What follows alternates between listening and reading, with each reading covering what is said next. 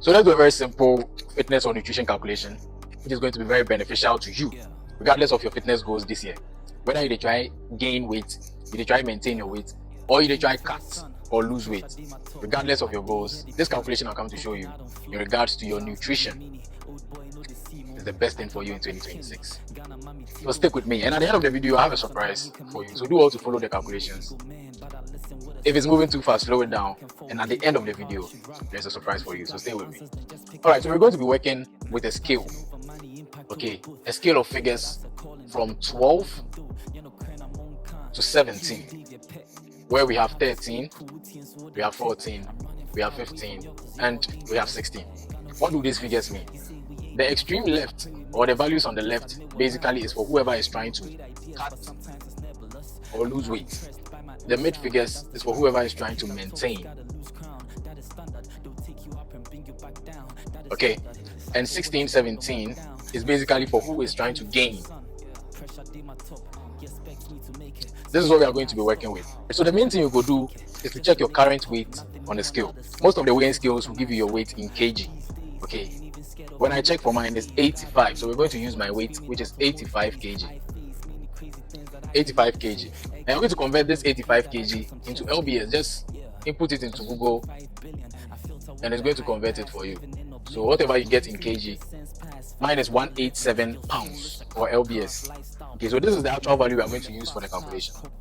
Now we're going to multiply the weight in pounds with any figure on the scale depending on what your goal is. So if I'm trying to go on an extreme cut or an extreme weight loss, I'm going to multiply this value by 12.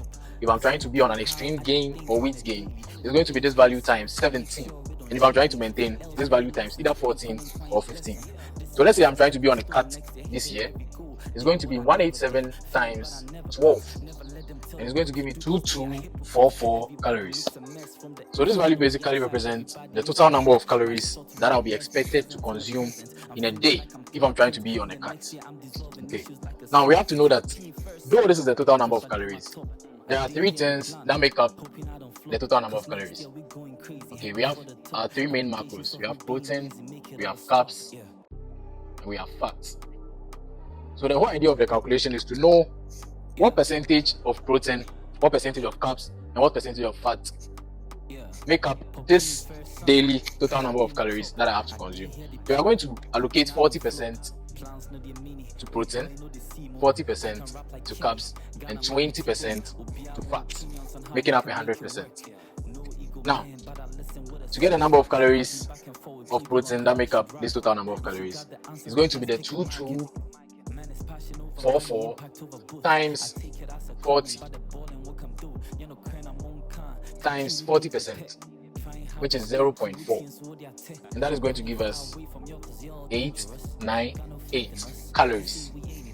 Okay, but we don't want this value in calories, we want it in grams. So we are going to divide this by 4.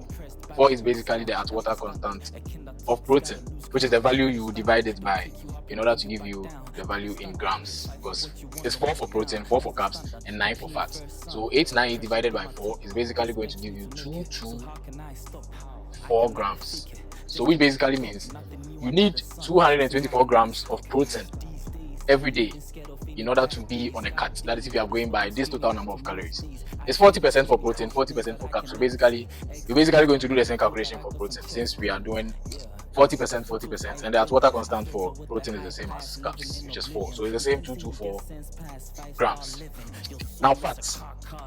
For fat, it's going to be the total number of calories times 0.2.